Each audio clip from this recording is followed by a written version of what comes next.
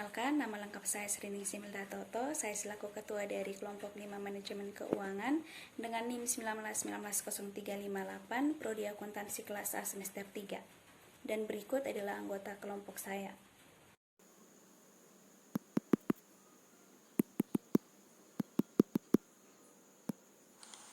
Hai, salam sejahtera bagi kita semua. Pada kesempatan kali ini saya akan menyampaikan materi presentasi mengenai risiko dan tingkat pengembalian dalam manajemen keuangan. Hai,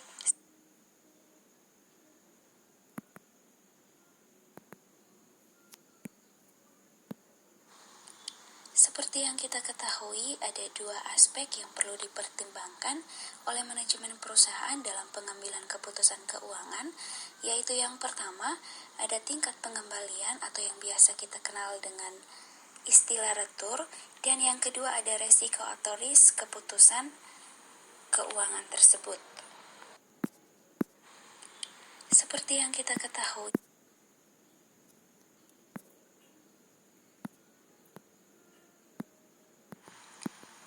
dan di sini saya juga akan memberikan masing-masing dua definisi daripada retur dan juga resiko, yang dimana definisi pertama pada retur atau yang biasa kita kenal dengan tingkat pengembalian adalah imbalan yang diharapkan yang diperoleh di masa mendatang, dan definisi yang kedua pada retur adalah tingkat keuntungan yang diharapkan, sebagaimana yang telah tertera di slide berikut ini.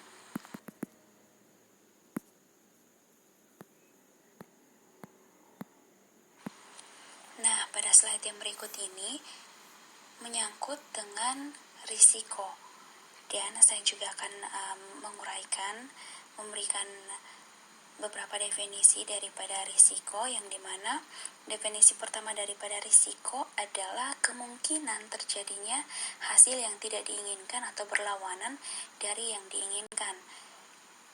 Dan definisi yang kedua daripada risiko adalah kemungkinan terjadinya penyimpangan dari rata-rata dari tingkat pengembalian yang diharapkan yang dapat diukur dari standar deviasi dengan menggunakan statistika.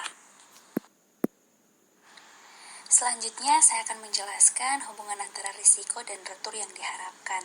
Jadi hubungan antara risiko dan retur yang diharapkan merupakan hubungan yang bersifat searah dan linear, yang artinya besar risiko suatu aset maka akan semakin besar pula retur yang diharapkan atas aset tersebut, dan sebaliknya.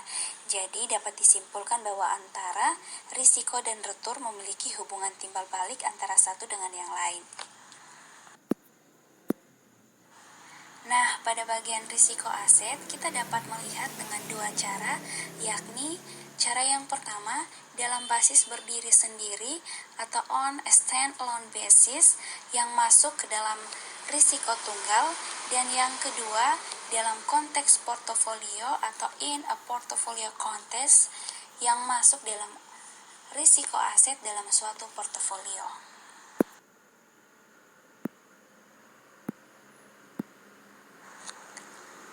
Pada bagian risiko aset, kita dapat membedakan dua hal, yaitu yang pertama on a stand-alone basis atau yang biasa kita kenal dengan risiko tunggal, dan yang kedua ada in a portfolio context atau yang biasa kita kenal dengan risiko aset dalam suatu portofolio. Nah, pada bagian ini, teman-teman bisa lihat pada slide.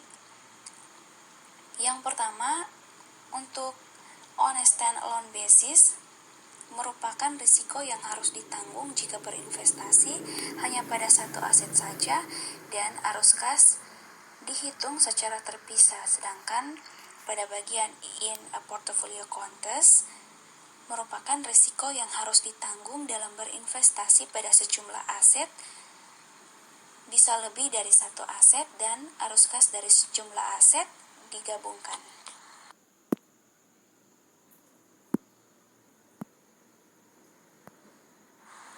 Masuk dalam risiko portofolio. Jadi di dalam risiko portofolio dibedakan menjadi dua bagian, yaitu yang pertama ada risiko sistematis yang mencakup risiko pasar atau risiko umum, yang dimana terkait dengan perubahan yang terjadi di dalam pasar dan mempengaruhi retur seluruh saham yang ada di pasar. Dan yang kedua ada risiko tidak sistematis yang mencakup risiko spesifik, yang dimana terkait dengan perubahan kondisi mikro perusahaan dan bisa diminimalkan dengan melakukan diversifikasi.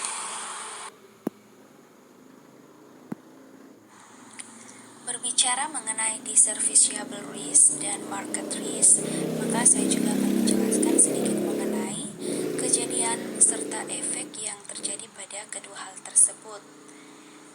Yang pertama kita lihat ada diversifiable risk yang dimana disebabkan oleh kejadian-kejadian random seperti mogok kerja, sukses atau gagalnya marketing program, dan efeknya terhadap portofolio dapat dihilangkan dengan cara diversifikasi.